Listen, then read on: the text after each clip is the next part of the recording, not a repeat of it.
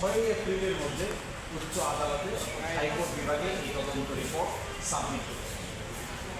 এই দরখাস্তের মাধ্যমে এখন আর র্যাপিড অ্যাকশন ব্যাটালিয়ন বা র্যাব তদন্ত করতে পারবে না।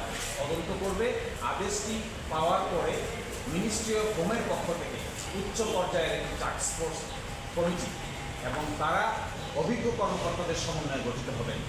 আশা করা যায় এই প্রক্রিয়া তদন্ত অগ্রসর হলে যে ক্লুগুলো আমরা পেয়েছি, আরও যে সমস্ত কনফিডেন্সিয়াল ডকুমেন্ট আমাদের দেখার সুযোগ হয়েছে, আশা করা যায় এরই মাধ্যমে দীর্ঘদিন পরে এই রহস্যের উন্মোচন হবে।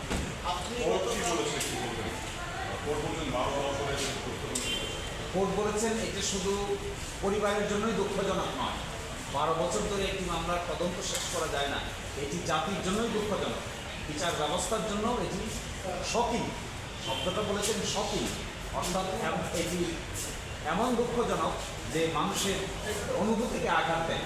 12 বছর পরেও একজন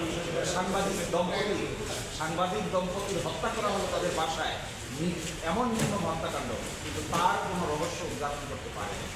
আশা করা যায় আমরা যে সমস্ত ডকুমেন্ট দেখেছি, প্রাইমারিভাবে যে সমস্ত ক্লু সেখানে আছে, অত্যন্ত আশাব্যঞ্জক। আমরা নিশ্চয়ই পরিবারের পক্ষ থেকেও তারা এখন নতুন করে দিক নির্দেশনা পাবেন এবং সেখানে যদি সেই ক্লুগুলো নিয়ে আলোচনা করা যায়, সুনির্দিষ্টভাবে অগ্রসর করা যায়, তাহলে অবশ্যই এই সময়ের মধ্যেই আশা করা যায় একটি সফল তদন্ত সম্পন্ন করা সম্ভব হবে এবং রিয়েল কালপ্রিট যারাই আছে, যেখানে আছে, যে অবস্থায় আছে, তারা আদালতের সামনে হাজির হতে পারবে। আইনজীবী হিসেবে আপনি মনে করেন কি যে সরকারের সদিচ্ছা না থাকায় এতদিন এই বিষয়টি ঝুলে গেল বা রিপোর্ট বের হয়নি? যা যেতটুকু ডকুমেন্ট এবং যতটুকু কর্মকাণ্ড আমার পক্ষে দেখা সম্ভব হয়েছে, আমার কাছে মনে হয় সদিচ্ছা থাকলে অতীতেও এই তদন্ত সঠিকভাবে সম্পন্ন করে প্রকৃত দোষী ব্যক্তিকে আদালতের সামনে উপস্থাপন করা যেত। এই সদিচ্ছা এখন আর কোনো ঘাটতি হবে না, এটাই আমরা মনে করি।